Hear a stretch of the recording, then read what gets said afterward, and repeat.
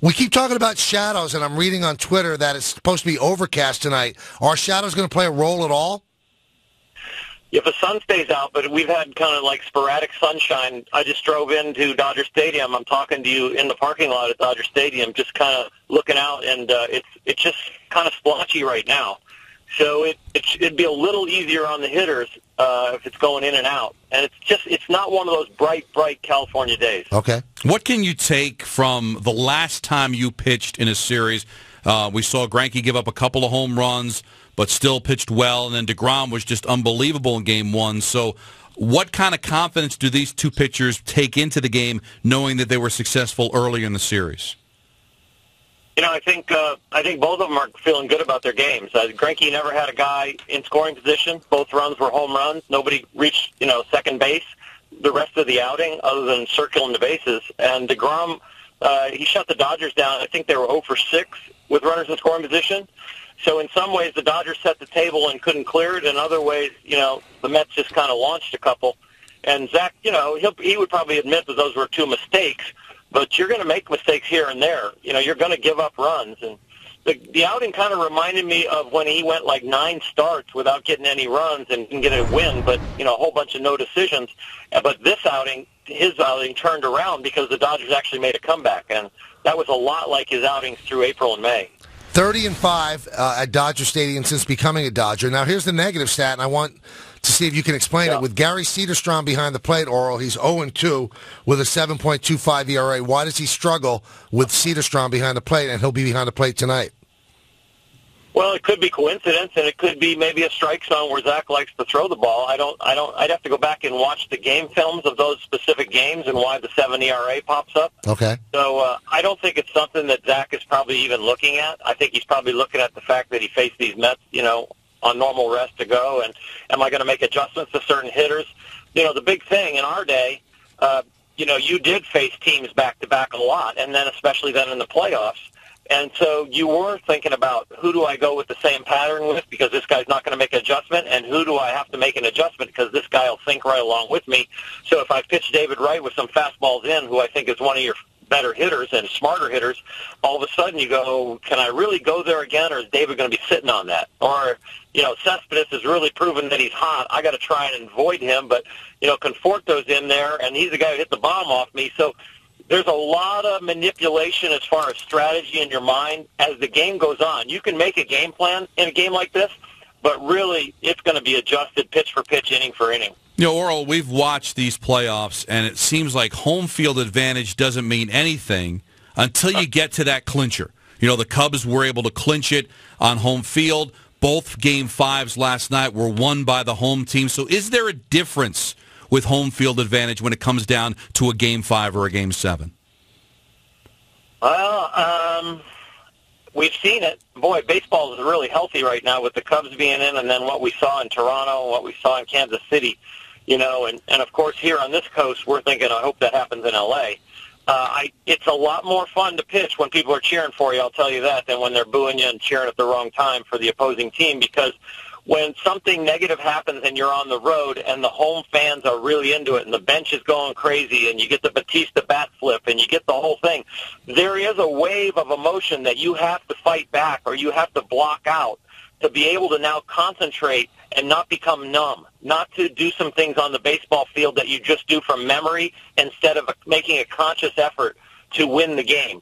And that's where I think the home field advantage comes in, is the players that kind of get a deer in the headlight look, the players that their mind all of a sudden goes south a little bit and they're not really in their conscious mind. They're just kind of going through the motions. They don't feel like they are, but ultimately when they look back on it, they can admit to you that they probably were, because it's almost like nobody's home. There's so much emotion and so much going on, and that's where I think as a player you feel the impact of the home field advantage. I'm curious, Orel, when you played, could you look at a teammate and know whether or not he would wilt in big moments and the guys that would rise up?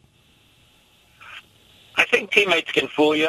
I think you can see it when it's happening, for sure. I think managers and coaches should be able to see that and act on it. That should be their role, and then you try and snap them out of it. I mean, we had a manager in Tommy Lasorda that really wouldn't let you get in that state of mind. I think if your manager is a little bit more passive, your player has an opportunity to get in that state of mind a little bit more. But with Tommy, the fight or flight syndrome, he never flies away. He fights. And he projects that image and that emotion, so you really are always in that war in the bunker mentality with him as your manager. Now, with the more sedate managers, the more cooler and calmer managers, you might have an opportunity to kind of get into that deer in the headlight. What kind of outing or what kind of length could we realistically expect from Kershaw today if they had to go to him? If they go to Clayton, I think you can go. You can go anywhere from a batter to probably 2 innings. Really? The thing about short rest, it's not getting warmed up the first time; it's getting warmed up the second time. So if you get him up, or anybody that you're bringing back on short rest, be it Matt Harvey or whoever it is, it's kind of like those relievers those ups in the bullpen or those ups in between innings when you send them out for the next inning. That's when you start to feel the fatigue because you have the adrenaline rush, you have the ability to get loose, you have the ability to throw the ball to your capabilities, but do you have the ability to stay warm and have endurance? And that's when you find out, and when it hits you. Orel, you were talking about a manager's impact on the psyche of the team. This is Terry Collins yesterday talking about this Game 5. And listen to it and tell me how you'd feel about it if this is something your manager said. I'm so proud of the way our guys made it through the season. This, to me, is gravy.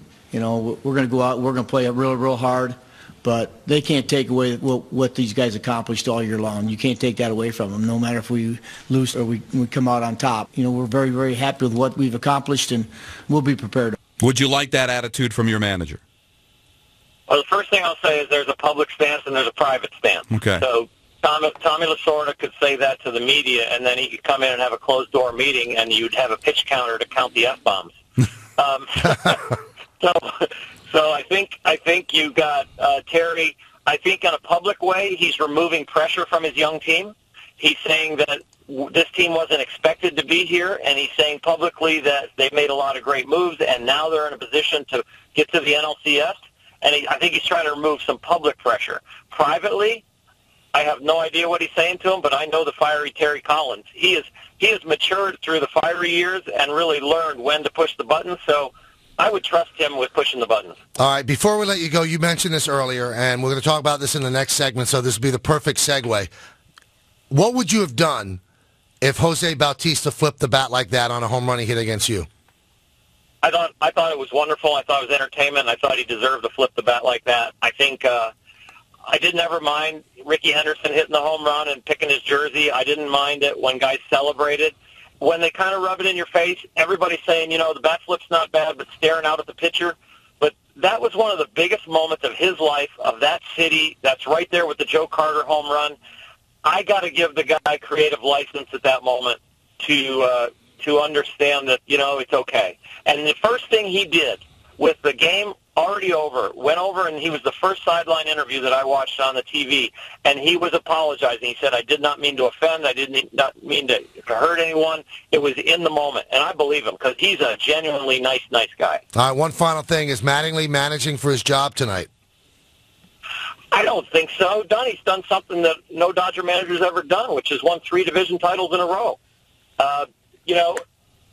But the other thing is, for me, Ned Colletti lost his job too, and Ned had done some things as a GM here, and Ned got moved aside. So you never know. They're always pushing the envelope to try and get better and getting better.